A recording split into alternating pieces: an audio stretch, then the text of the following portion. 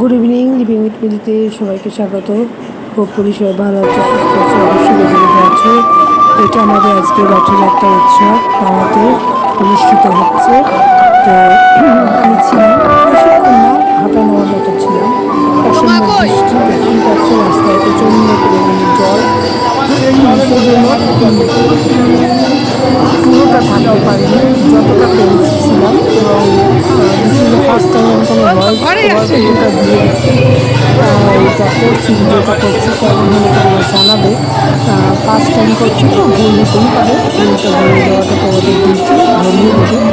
যতটা পেরেছি ক্যাপচার করেছি। প্রচণ্ড ভিড়, জল কাদা, আমার খুব অসুবিধা হচ্ছিলো।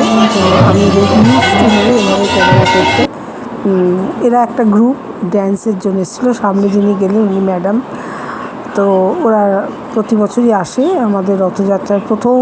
এদের নৃত্য দিয়েই শুরু হয়। এখানে আমি ক্যামেরা পড়ে যাচ্ছিল হাত থেকে, যাই হোক কোনো রকমই ধরেছি। অনভিজ্ঞতা পরিষ্কার ফুটে উঠছে মন্দিরের ভেতর। এই সময় মানে রথ এসে মন্দিরে, বাসুদেব মন্দিরে এসে পৌঁছলো। আমি এরপরেই খানিকক্ষণ ছিলাম। আমার সব আশেপাশে আন্টিরা, আমার বন্ধু বান্ধব, সামনে লাল ক্লিপ, ওটা আমার ছেলের বন্ধুর মাও, এরকম আমরা সবাই ছিলাম। খুবই মজা লাগছিল। এটা আর একটা ফেস্টুন, আর একটা কার্টুন যাচ্ছে রথের পেছন একটু আমার এদিক ওদিক হয়েছে ক্যাপ এডিট করতে। তোমরা বুঝতেই পারছো ফার্স্ট টাইম করছি, কাঁচা হাতের কাজ।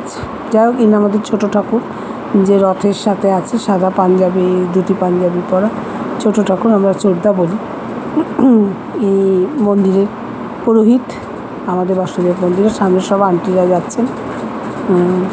আমি খানিকটা করে ক্যাপচার করছি, চেষ্টা করছি।